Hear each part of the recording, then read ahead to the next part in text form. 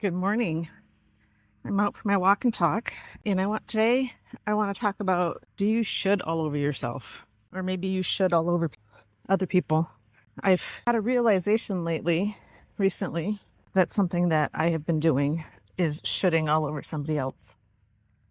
They should do this, they should do that, and when they don't, I get upset and give away my power in those moments to those people in the circumstances.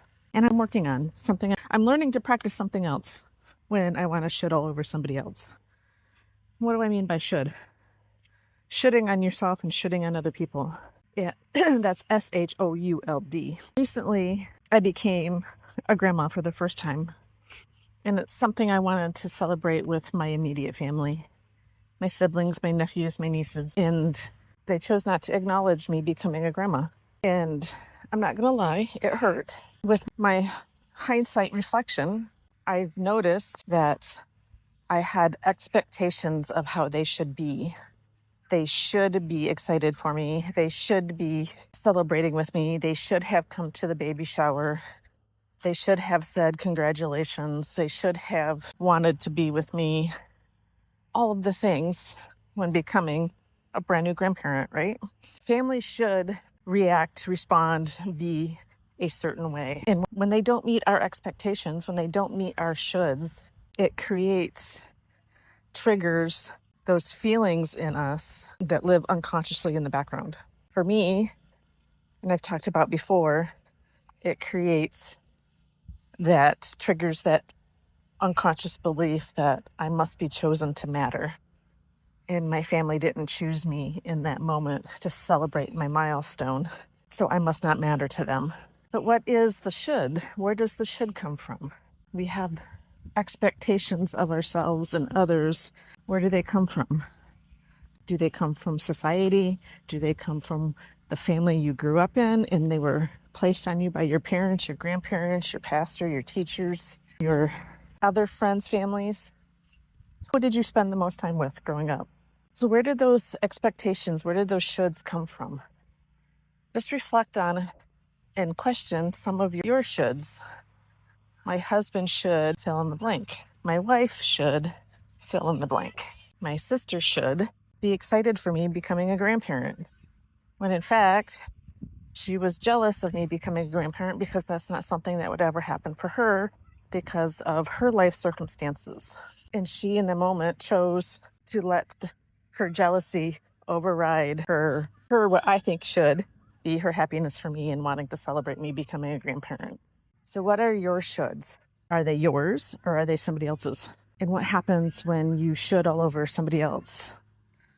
Do you close down? Do you flee?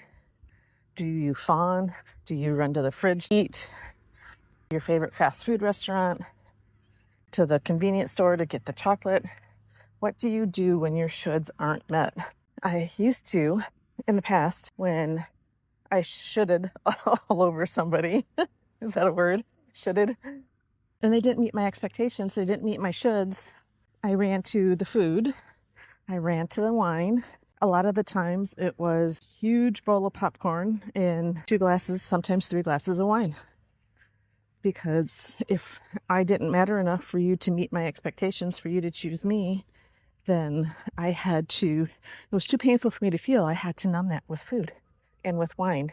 And my family always used to tease me about being a wino. And it's funny sometimes, but after a certain period of time, it becomes hurtful and it's no longer funny.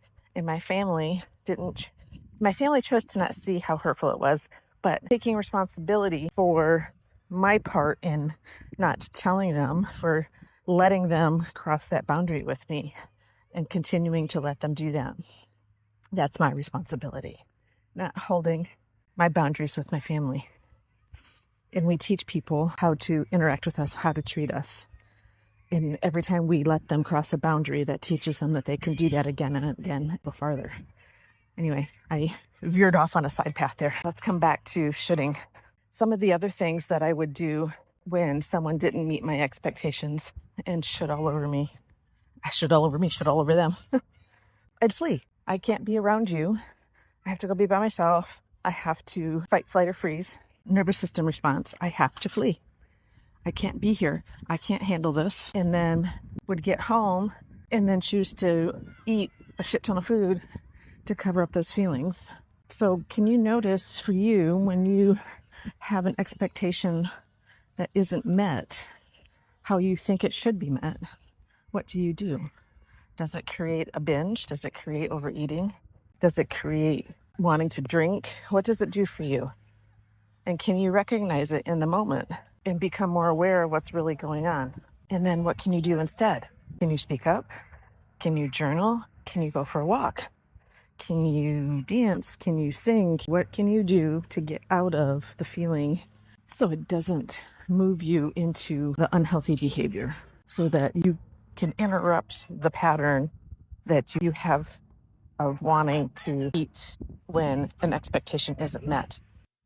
For me, when I realize I'm moving into a should unmet expectation, I choose to sit with myself, reflect, and journal on what happened and the feelings that I felt so that I can acknowledge the pattern and process those emotions so they don't get stuck in my body and create a deeper groove of that pattern happening again.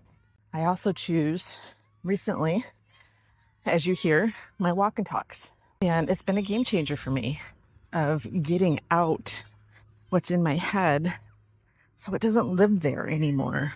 Once I speak it into existence and talk through it with myself, it no longer gets to live inside me and eat me away from the inside out. So what is it that you can do to interrupt your pattern of turning to food when you get an unmet should expectation? And it's not even when other people don't meet your shoulds. What do you do when you don't meet your own shoulds? I should have said this. I should have done that. I shouldn't have ate. I shouldn't have binged. What can you do instead of going down the rabbit hole of guilt, shame, anger, frustration, sadness that just perpetuates the cycle? Create a list. Go down the list. Every time you catch yourself trying to go down the old behavior path, try a new one on the list and see how it works for you. And sometimes you have to try it more than once. Sometimes you don't. Sometimes you just didn't really work. What can I do instead? Or maybe it's a combination of things. For me, it's journaling, it's walking and talking. What could it be for you? So I invite you to list out some of your shoulds in the comments. Maybe somebody has the same shoulds and it helps them bring awareness to what their shoulds are, their expectations are of themselves and other people.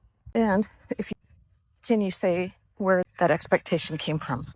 I'd love to hear. And as always, my beautiful souls, live radiantly and stay true to you. I love you.